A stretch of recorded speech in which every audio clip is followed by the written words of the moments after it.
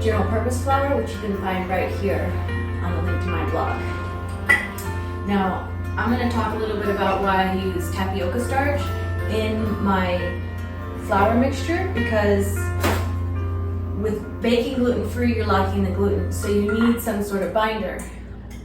I don't like to be dependent upon binders such as guar gum or even worse, xanthan gum. Guar gum is not so bad. We're going to use some of it today, and it's a natural product, but if you do have a sensitive tummy, you want to avoid that. It does make it a little bit harder to work with a dough such as empanadas, where you're rolling and doing a lot of formation. And you know, most of the baked goods out there that look so beautiful, that's because of the unique properties of gluten, which allows the dough to form a gelatinous glue-like substance. But the modern day wheat plant has a lot higher gluten in it, and it also has a good deal of glyphosate, more glyphosate than it should, because of the crops, the way the wheat plant is grown to be resistant to glyphosate, so then they can spray that on the weeds and instead of doing mechanical weed control. So I'm putting 2 cups of flour in here, and I'm using the half cup because this is a half cup measurement because it fits in the jar. Now, you see a lot of gluten-free flour mixtures, and they're made with cornstarch. I really think that people should avoid cornstarch, one, because corn is mostly a genetically modified product, but also because of the way that cornstarch is synthesized is totally different than making corn. So I have a teaspoon of guar gum after my 2 cups of flour. Cornstarch first is treated with sulfur dioxide when it's broken down in the corn. When the corn is soaked in water, they add sulfur dioxide to prevent microbial growth and bacterial growth. After that, it's treated with an acid and then a base. I have 2 teaspoons baking powder, 1 teaspoon salt, 1 tablespoon sugar.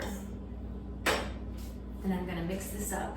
After the corn is treated with sulfur dioxide to prevent microbial growth in the soaking process, and then the acid in the base. The acid typically will be hydrochloric acid or sulfuric acid, H2SO4 or HCl. Then sodium hydroxide or sodium carbonate is used to neutralize the acid. After that, then a bleaching agent is used, hydrochloric acid or hydrogen peroxide or sodium hydrochloride. During the process, foaming agents typically are used to prevent foaming of the compound, to prevent foaming of the starch that's being formed with all the other acids and bases that are added to the mixture.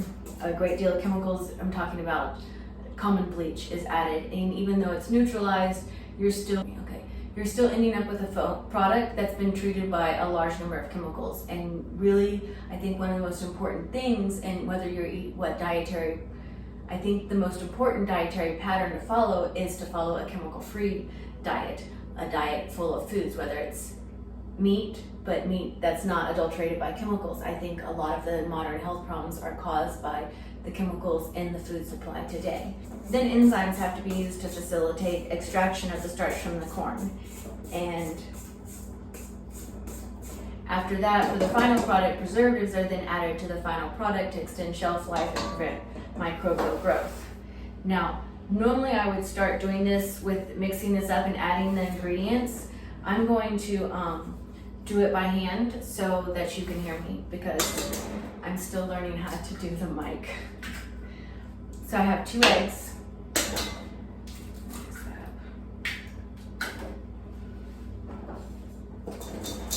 On the other hand, tapioca starch is a completely natural process, and it is made by mechanical methods.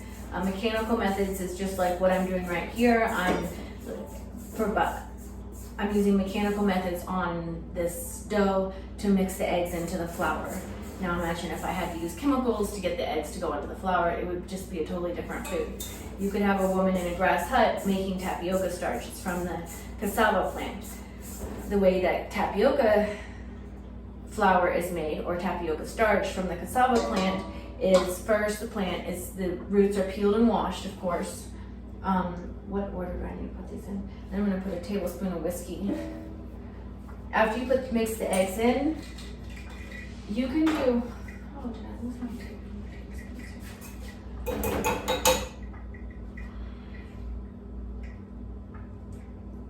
So when you have the cassava plant, first it's peeled and cleaned up.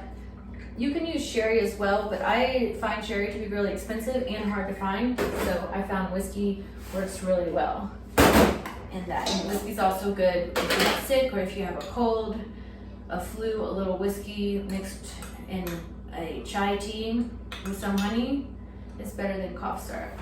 Then we're going to do a tablespoon of apple cider vinegar. These two ingredients are really important for the chemical reaction that's going to occur here. After the cassava plant is peeled, then it's pulped to just grate, to pull apart to smash up more the plant. So basically they're just peeling it and then they're getting the fibers out, and then they separate out the fibers from the starch, and that's done with a washing method, and then method maybe like a water filter, if you can imagine, just different layers of letting the sediment, the pulp, and the fiber extract. After that, the starch is purified, still by mechanical methods, and then it's dried, and then they mill it to get the final product. And so now I'm going to add 1/4 cup of olive oil. So I have my 2 eggs, my 1 tablespoon of apple cider vinegar, 1 tablespoon of whiskey, and yes, 1/4 cup of olive oil, and then I'm going to mix this in with the mixer, and then I'm going to add in 2 tablespoons of cold water and a little bit more as I need it to mix it together.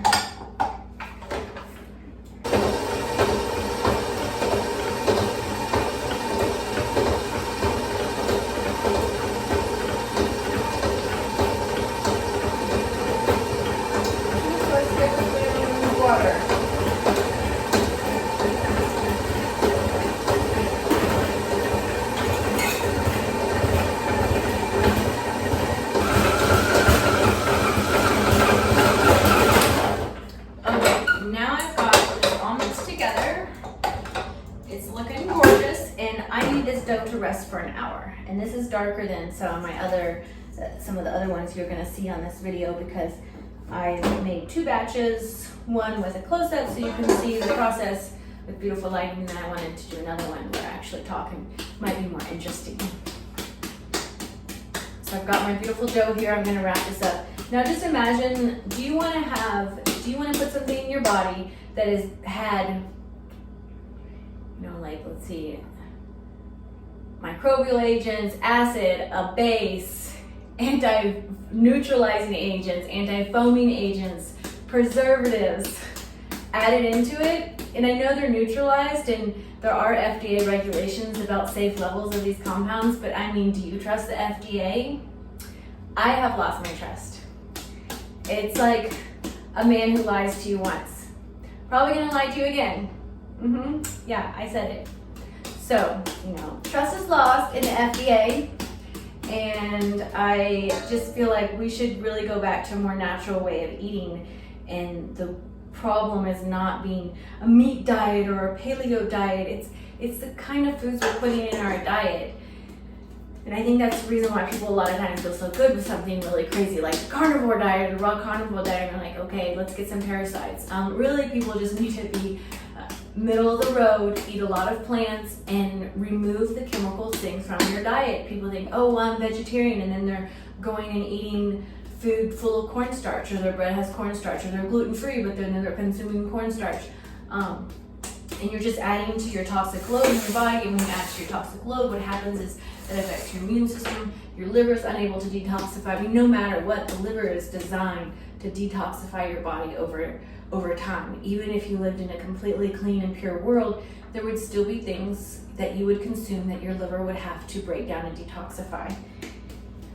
And I think that our livers are really overloaded, especially with all the viral loads, the parasitic loads on them. That's part of the liver detoxification process, removing the byproducts from these infectious agents. Infectious agents on my mind today. But I like to get my dough nice kind of together. I feel like when I give it some vibration, especially with some positive energy. Whenever I'm baking bread, I used to do this when I had a bakery, just kind of infuse. Con cuántas fotos me llevo a ese bombón y dedícame de una vez. Vaya qué imaginación que tiene la chamaquita y ese flote. Okay, all done. We need to let this sit, and I just got a phone call from school. It made me really nervous. So if you have to come now to get your son, so that's what I'm gonna tell you.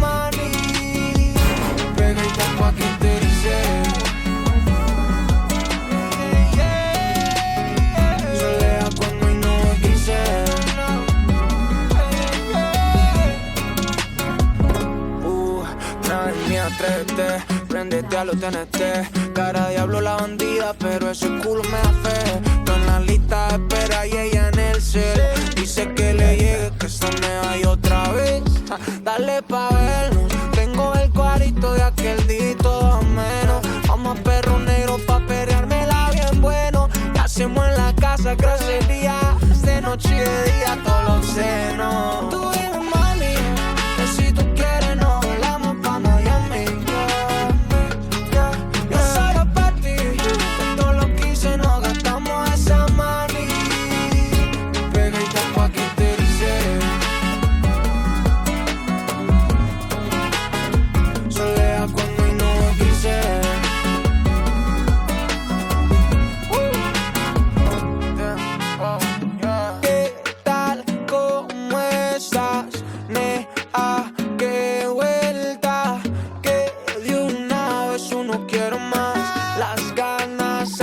Ponte suelta.